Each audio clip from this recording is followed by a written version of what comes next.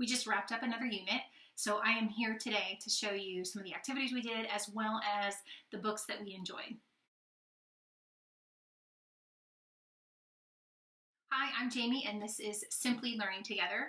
I am a homeschool mom of 4 and I love sharing just kind of the things that we do in our homeschool. I like to keep what we do simple, and I have some little ones and I just don't like an overwhelming schedule, and so I try my best to simplify as much as I can. I hope that it's simple for others. I think everybody has kind of their preference, and so I share this in hopes that maybe it might inspire you to add maybe something, an activity or a book to your homeschool to simplify a bit, or maybe to try something new. So we just finished our Knights and Castles unit. We are studying the Middle Ages for the next couple months, and I decided to start with Knights and Castles. So we'll be doing little mini units throughout our study of the Middle Ages. I want to start by sharing our read aloud, the book that I read to all the kids. It's actually mostly my older girls, my 3 oldest, because we read before bedtime, and they're usually the ones that sit around for that. My son kind of runs off and plays with his dad, but the book came highly recommended on many different sites, and it's called The Door in the Wall, and you'll have to excuse my pronunciation. It's by Marguerite de Angeli. And it is a quick read. It's about 120 pages, 10 chapters, and we absolutely loved it. I actually used this same book to put together a unit for language arts for my 3rd graders. So we don't use a curriculum anymore for language arts. That's another story. But I have been doing our novels and kind of doing something for her, so I can share more about that later. But I do have a blog post I'll link for you if you're interested in that journey. We love this book. The language is a little bit old-fashioned, so some of it can be tricky to understand. I thought it was perfect for a read aloud because I could read it and explain it to them, and we really enjoyed the story. It has such a good message. It's about hard work, perseverance, even in times of trials, and just a really great one to read. So this we read every day with the kids, and that was kind of our novel to go along with our Knights and Castles unit. The next thing I'm going to do is show you the picture books that we read. We had quite the variety. Some we liked, some we didn't, and I had some that I never got to, but I think what I'll do is show you the best ones because I feel like that's probably what's worth it. I found this book at our local bookstore. It is from DK, and it's called Knights and Castles. It was easy to read to the kids because the chapters are pretty short, and it has some pictures. I will say we only made it about halfway through this and ended up stopping, but it was a great way for us to kickstart the unit. So I don't think there's anything wrong with not finishing a book, but you can just kind of see how the different things that we read was mostly castles for this book.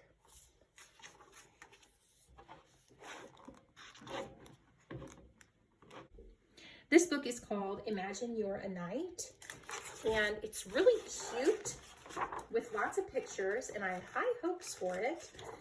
It kind of goes into what a knight is, but it really starts to get to what seems kind of imaginary. For example, I don't understand why we're bringing in motorcycles, and then later we bring in dragons. So it was like half fact, half imaginary. So it's a cute read, but not really factual. I did think about using this recipe for something, but we didn't quite get to that. There are some ideas as well of activities to do. This book is Castle, and here is the author. This came highly recommended as a fantastic living book, and I saw it on many different websites. So I put it on hold at the library and picked it up, and I'm not gonna lie, when I was looking through it, I thought, oh my gosh, there is no way that I can read this to my little ones. They will never sit through it all. But I just kept thinking about it, and I decided to just give it a shot. it doesn't matter if if it gets finished or not, we'll just try it.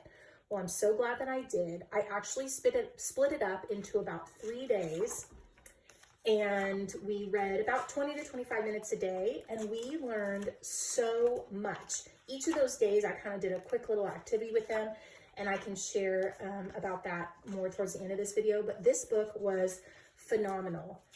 Great pictures, really learned so much about castles, myself included.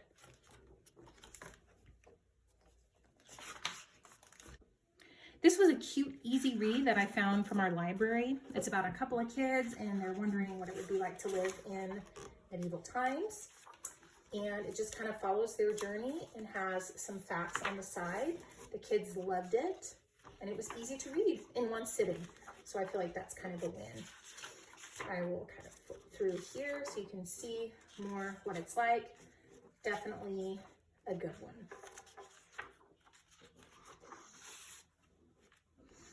This is called Best Book of Knights and Castles. This is a reference book. It has a lot of different information. We kind of pick and chose what we wanted based on what we were talking about. So we read some about the castles, a lot about the knights, and later on it gets into the Crusades, which we haven't really got to yet, but this book might come in handy when we get there. So just kind of picking and choosing different pieces from this book, but easy to read aloud and good pictures to look at.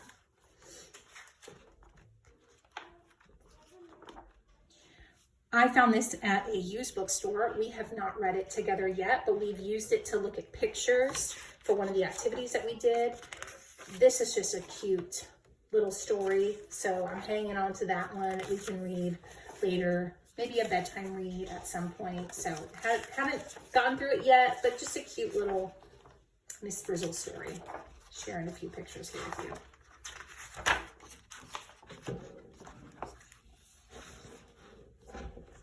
This book is called Brave Young Knight. I kind of just came across it at the bookstore and thought it was cute. It is a story with a Christian message. So it opens up with a Bible verse here, and it's about a boy who is trying to become a knight. It was a really cute story. The kids loved it. I had an intention to do an activity. I thought it would be fun to look at the armor of God in the Bible, and I had a little craft that I thought would go with it, but we didn't get to it. So I'm going to link it in my blog post, which is linked down below if you want to check that out. But that would be super fun to kind of link the two together. Lastly, we took a look at these Sir Cumference books, which are super cute. I found 4 of them at our library. I'm not going to flip through all of them, but I will show you one of them so you can kind of see what it is. This one right here is Sir Cumference and All the King's Tins. And we read through this one as a bedtime read, and they're super cute. They have fun names that are related to math. For example, there was one on here called, oh gosh, I'm going to find it and I'll tell you. Anyway, the point is, it's using all the knights. It takes place in medieval time, and they are trying to solve a problem, and they're using math. So it's in this book, it's talking about base 10, and it even has a little thing here. You can see they're in groups of 100. Oh, I just thought of the name. It was Lionel Segment. And we thought that was so funny. And then later on, they're talking about a visit from a town called Addingmore, and it was just really cute. And then it kind of breaks it down here, the activities. So we have this one, and we have, oh, here, there's a whole bunch of them. But we've got Circumference in the Roundabout Battle. We've got Circumference in the Fraction Fair, and we found Circumference in the Off the Charts Dessert. So these books are just something I got from the library, but there's even more than this. This is just what they had, so I went ahead and took what I could get. The last book I want to share with you is one that came highly recommended, but it's not actually going to fit into our Knights and Castles unit, but I imagine that we'll probably read through it at some point during our Middle Ages study. This is the Castle Diary, the Journal of Tobias Burgess page. And I found this one at a bookstore, and normally you find it as a little chapter book, a novel, but this one is actually illustrated, which I thought was amazing. It makes reading a diary a little bit easier, and it just talks about his journey of becoming a knight. And I think it would be a really, really great read, but it didn't quite fit in these couple of weeks, so I'm going to save it, and we will get to it later this year while studying the Middle Ages, but definitely wanted to share it with you since it was related to knights. So now that I've shared the books, I'll show you a couple of the different activities that we did. These activities I didn't really do on a very specific day. It just kind of, I had them in mind, and as they fit into our schedule, I will throw them in. The first one was making our own coat of arms. So we learned about that towards the beginning of our unit, and I just cut a white piece of paper into a shield, and I gave my children an option to divide it either in half or with 3 pieces or 4 pieces, and then they would pick what they wanted to represent themselves. And I actually used the opportunity to have them tell me a little bit about it, and I wrote it on there. So I'll keep this in their portfolio. But one of my children just did one big picture, and then look at my 3-year-old. Those little people, aren't they so cute? We didn't write anything about that, but I just thought that was so cute. The next thing we did was I found a blog post online about building a cardboard castle with a working drawbridge. So it was considered a STEM activity because you kind of want to challenge your child to say, okay, here's what we have. How are we going to make this drawbridge work? And that went really well for my 3rd grader. I could challenge her a little bit, but with my younger kids, we kind of just put it together. So I'm sharing pictures with you now so you can kind of see how that went. What I love about this the most is that as soon as they were built, they immediately started playing with it and making scenes with their dolls and stuff, and then you can really see what they're learning through their books. Next, we just did a simple castle drawing. I actually went to Art for Kids Hub here on YouTube and looked for a castle. They have one on their website if you are a member to their website, but we are not. So we kind of improvised a little bit, and we pulled up their ice castle for Frozen, and I just encouraged the kids. I said, let's just use this as our drawing, and then you make it into a castle that we've been reading about. And so my oldest did that. My younger two just wanted to make it into an ice castle, but it's okay. It was something for them. We drew it, and then they colored while I was reading, so it turned out to be perfect. And then I had them narrate back to me what I read, and I wrote it on the back of their castle. And so that was something that I could put into our portfolio, kind of talking about, the unit that we're in. So I can just kind of give you a little preview of that. So she kept the snow, but made the stone walls, and then there's her narration. So that worked out perfect. The next thing I want to share is not really a craft or anything like that, but it worked out really nice when we were reading the book that was really long. I told you guys I was nervous about reading it because it was so much, but by doing these little things while I was reading, it really made it easier. So we always sit on blankets when we do our morning time. I'll link for you kind of how our morning time works, but I just set it out, and that's kind of their spot. Well, I put 4 in a row, and on each blanket I put into toy blocks, magnetiles, and a couple different types of Legos. And I had each child sit on a blanket, and I told them, I'm going to read, but there's going to be a timer for 5 minutes. And in that 5 minutes, you have to see what kind of castle you can build.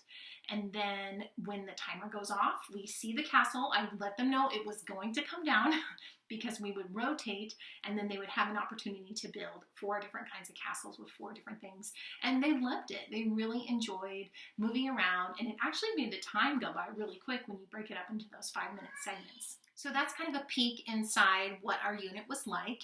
Lots of books, a few different activities, And it really turned out great. We learned so much fun. My kids are actually telling me, I'm really sad when we're going to be done with Knights and Castles, but I have assured them that we will still kind of be talking about them as we are studying the Middle Ages. I do have a blog post about this, so I'm going to link that for you here.